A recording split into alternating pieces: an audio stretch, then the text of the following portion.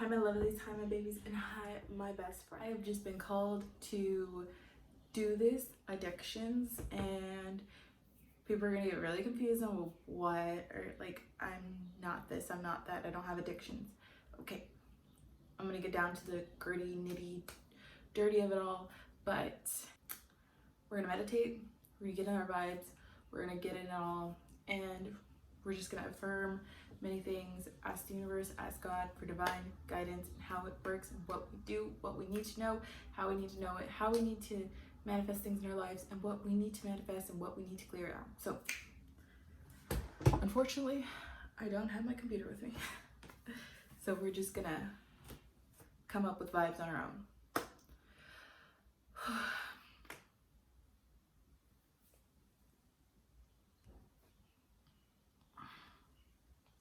Close your eyes, shoulders back, sit up straight or lay down, whatever makes you happy.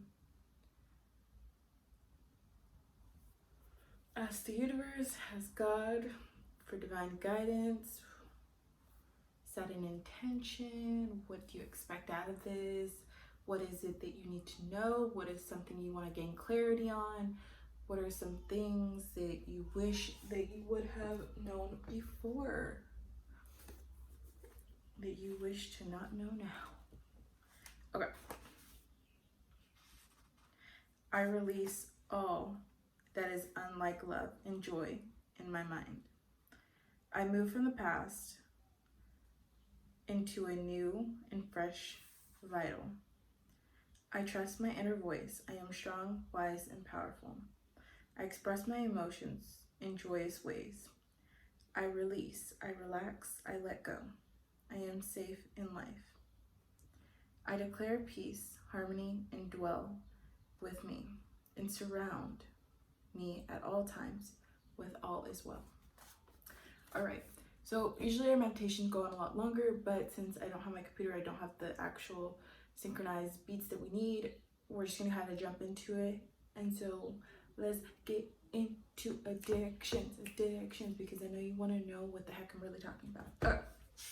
So a primary addiction is going to be something that people think about first, which would be the act of, honestly, drugs and alcohol, because people think that those are like your only addictions, but they're really not. Like, you have to think of relationship addictions, mindset addictions. You have to think about what kind of addictions do I form myself at the end of the day, because you can be addicted to anything. You can be addicted to toxic relationships, you can be addicted to a toxic person, you could be addicted to drugs. Like, there's so many toxic indicators that you could be addicted to in life, but it's a matter of how much are you willing to escape, revive yourself, and still reflect on what it is. Because even though you think at the end of the day that, like, oh, okay, well, at the end of the day, like, I'm just not addicted to things, right? Because I did that when I first started my journey. I was like, I'm not addicted to anything. But then I thought about it and I was like, I keep going back to a toxic person. Like, I kept getting in a toxic relationship. It was ridiculous for me. And no matter what, no matter how much I like refused to keep telling myself I was no longer addicted to that, I started to realize I was addicted to it, because my addictions were relational. My addictions were that I just kept believing that that's what I deserved. I kept believing that that was okay. I kept believing. Instead of changing my belief system to think like, okay, you don't deserve that. What you do deserve are X, Y, and Z. But that was the major shift, that whenever you're shifting your gears and you're like, hey, okay, I no longer am willing to entertain that purpose of my life, which is your negative belief system, because your negative belief system is always going to be there. It's just a matter of like, how much are you willing to turn it off and turn it back on? So whenever bad things happen, like right now, we're in the coronavirus, right? So many people have their negative belief system on because of the fact that, like, they just don't know that it's an on and off switch. And like, a lot of people are like, just turn off my switch, turn off my emotions, which I don't believe turning off your emotions. I believe there are some things that need to be addressed, and there's some things that are just like, whatever, it's cool. But at the end of the day, like, God didn't create you to be non-human. He created you to be human, and he created you to have emotions, because if he didn't give you emotions, then there was just seriously no point in making you. You know what I mean? Like, you're gonna cry, you're gonna be mad, and you're gonna be frustrated, and you're gonna be angry, but at the end of the day, there is a belief system within you that's different than everybody else's. Not everybody has the same belief system. I believe things that you don't believe, and you believe things that I don't believe, and your mom believes things that she believes, and then your dad believes something that he doesn't believe. So it's just, there's so many different things, but you can't dwell on the fact that, like, not everybody, you know, believes the same thing as you. So, kind of just drifted off from, like, what I was actually doing. Okay, so whenever you think about belief systems, the chemical reaction to belief systems, you think about chemicals, right? Because that's the only thing that people market, is that you have a chemical reaction to an actual bad and toxic situation. But that's not true. Like, the truth is, at the end of the day, no matter how much you keep telling yourself that you don't have an addiction, you gotta, like, face reality and think about, what is it that I'm holding on to? Because if I'm holding on to it, there's something that's in it, on it, within it, that is, like, seriously keeping me in that addiction phase. And that's why I talk about relationships so much, because, like, you can have a bad relationship with your mom, your dad, your brother, your boyfriend, your girlfriend, your mom, or your sister, whatever it is. And if there's something in there that is keeping you from distancing yourself, if there's something in there that is not willing to open your mouth about what they've done wrong, or something of that nature, then that's how you know that it's an addiction, because you're not willing to say, hello, you're wrong, get out, and I no longer give a fuck about you. So I just think that there are some things that are chemical reactions, and then there's some things that are physical and emotional reactions. So I think that's something that we should actually focus on, because it doesn't matter how much you want to keep telling yourself, like, oh, addiction's only chemical, addiction's only within, like, drugs and alcohol. A drug is going back to somebody who keeps hurting you, or not speaking up about a situation that you need to keep speaking up about. So that's that on that part. I rambled on for like a good 10 minutes on the fact that addictions are not chemicals. So let's talk about something else. I think that, like, the old patterns and the belief system that we used to have at one point in our lives is just, it's something that sorry the old patterns that we keep telling ourselves, right? So, like, maybe in the past, maybe you're, like, ready to get married, you're ready to, like, have family, you're ready to do these things, you're ready to move on with your life. But the problem is that you keep telling yourself, like, in the back of your head, you're like, I only get crappy guys, I only get crappy boyfriends. And it's like, no, you should be telling yourself you get good husbands and great husbands, and you attract nothing but goodness and greatness. Because at the end of the day, you're human, and we all go through things. Like, God didn't create us to be inhuman, like I said. Like, he created us to be human and to go through things, but, like, he never said that he was never going to take us out of hurt and pain. And it's just going to tell you one strength, and it's going to show you at the end of the day, what is it that I have to do? Because everybody else can have their own opinions and own validations and whatever they have going on, and they can have their own belief systems, but that's not me. You know, I know X, Y, and Z believes one thing and I believe another thing, but I'm not going to force them to change just because I believe one thing. I'm going to state my opinion. It's valid. My opinion's valid. I'm going to state it. It is what it is. They take it, they run with it, or they don't, or they leave it. So that's just how I see things, and I don't play with bullshit, because if I play with bullshit, then I'm just sitting there thinking, like, okay, well, eventually they'll grow up. Eventually they'll get to where I'm at. Eventually they'll think the way that I think. Like, no, because the minute that I start to outgrow them, they'll start to notice, like, fuck, she's outgrowing me, like, what do I do now? But it's not a matter of, okay, well, when I outgrow them, like, then they'll change. No, because I just don't believe that. I think that's stupid. Because if I'm waiting for them to change, but I'm literally waiting for that, sorry, there's hair.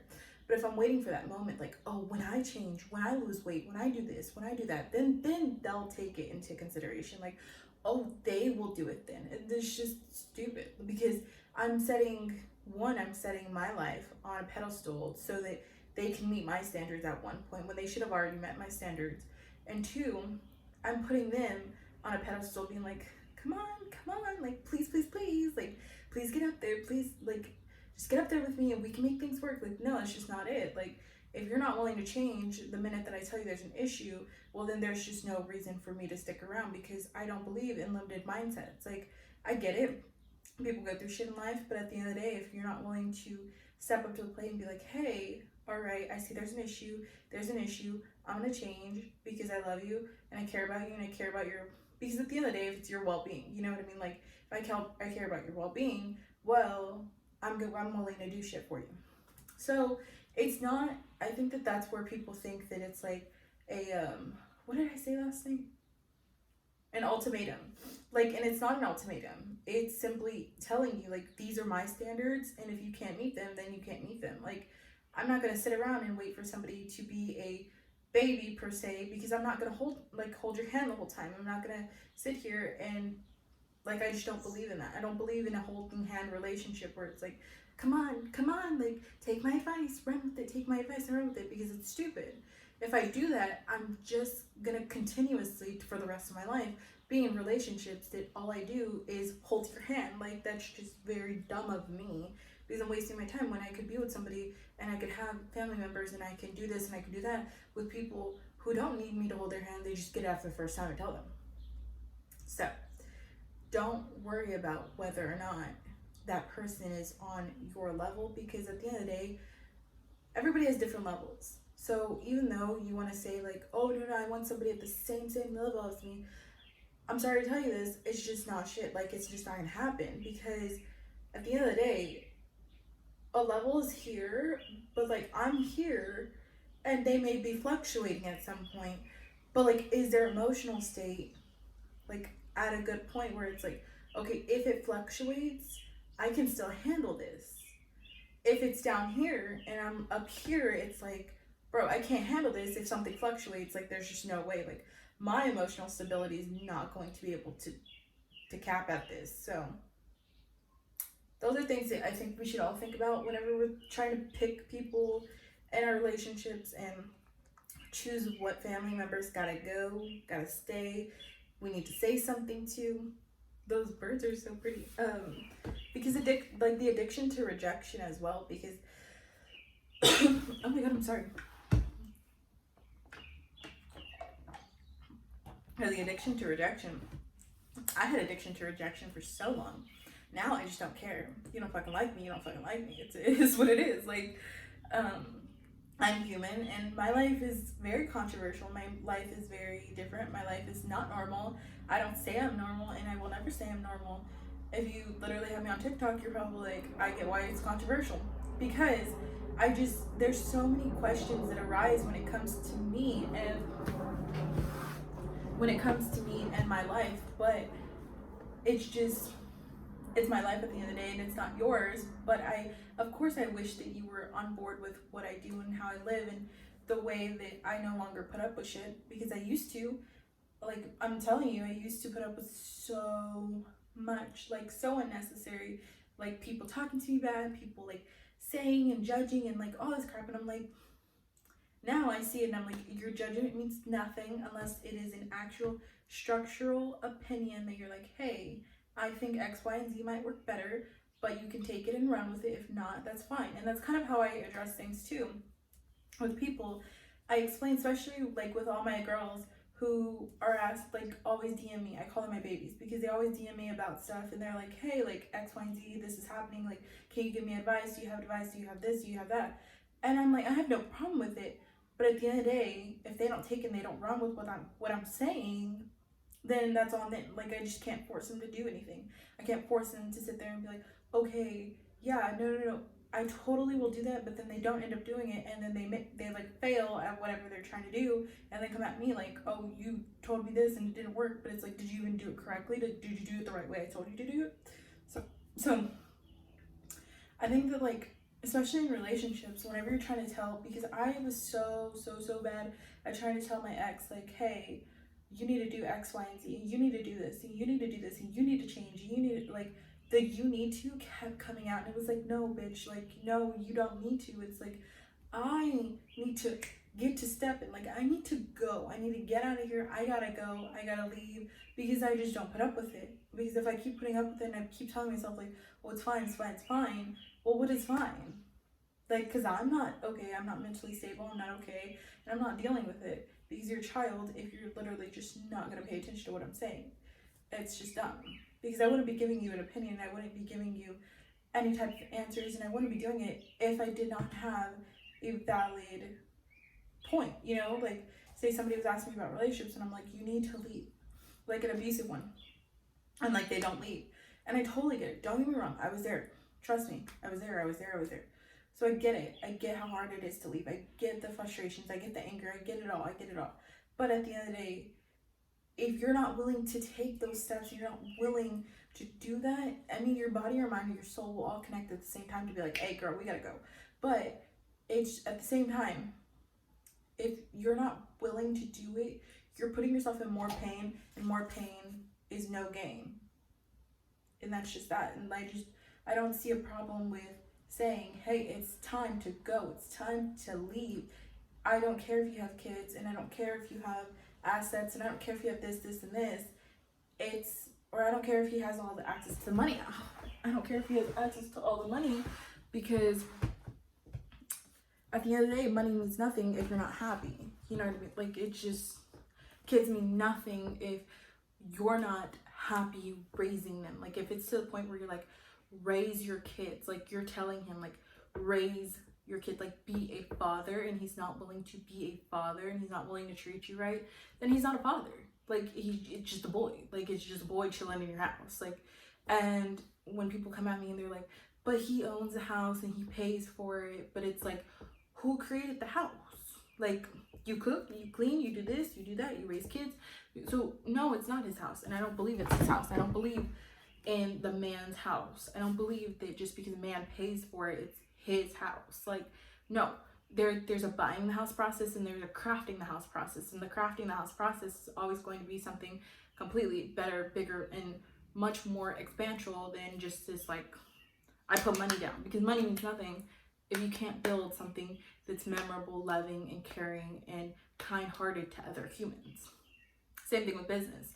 If you're not willing to do something that's helping others, impacting others, doing something for others, then it's like, what the fuck's the point of business? Like, don't build business if you can't do it the right way, if you can't impact somebody. Because I believe that I impact at least one person a day, and that's just how I believe.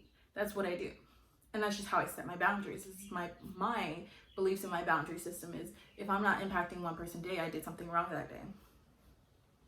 But I also don't believe in that part either. I believe that no matter what I'm doing, no matter if I'm sitting at home, I'm sick, I'm laying in bed, I'm not doing anything, I'm working 24/7, I'm doing something, I'm still impacting one person. Whether they're looking at my Instagram, my newsletters, my YouTube, my TikTok, whatever it is, there's somebody out there that's being impacted by what I'm saying. It's just it. Like, I just don't see it any other way.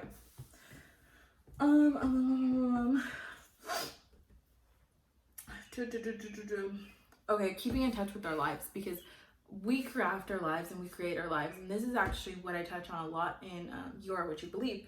But like, we craft and we create our lives to be what we want them to be. So if we have things in our lives that are not crafted, not created, and not loving, then we, as co-creators of the universe, did something that was completely wrong.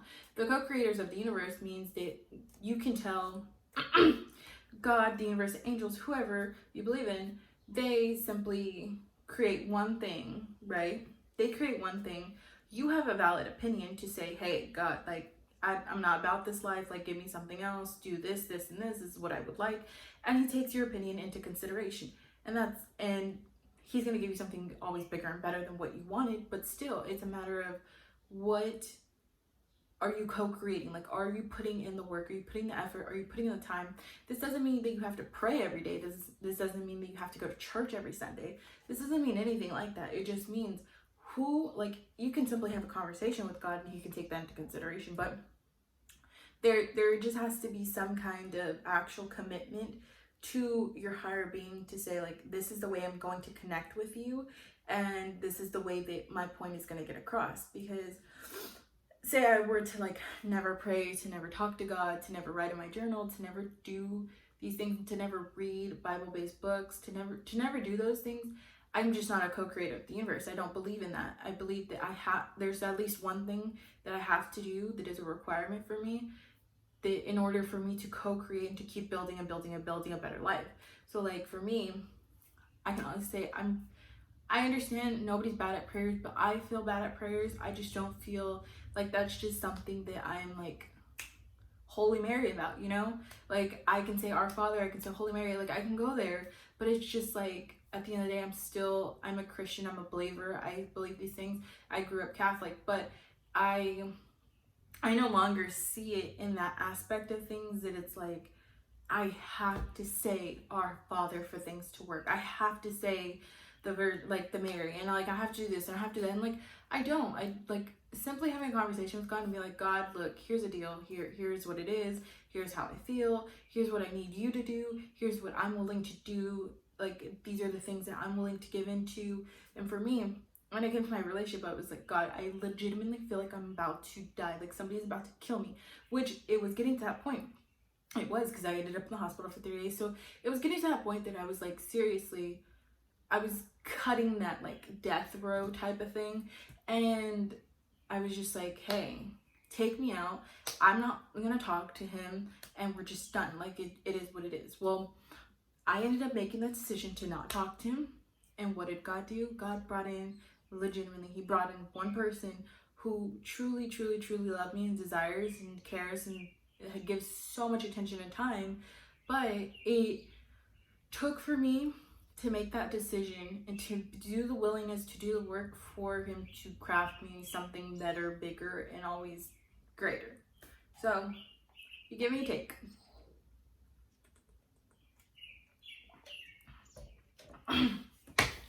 I love this one. Oh my god. Okay, let's keep going. I'm just happy. We're at 23 minutes, but usually my courses will go to like an hour. I just don't know if I have an hour right now because I'm supposed to be on a meeting in like 10 minutes. Okay. So rejection, the things that I reject. So like I was talking about like people rejection, but like the things that I reject, and those birds are a little crazy. The things that I reject in life are just like when overeating, so compulsive eating, right? Like I said, addictions.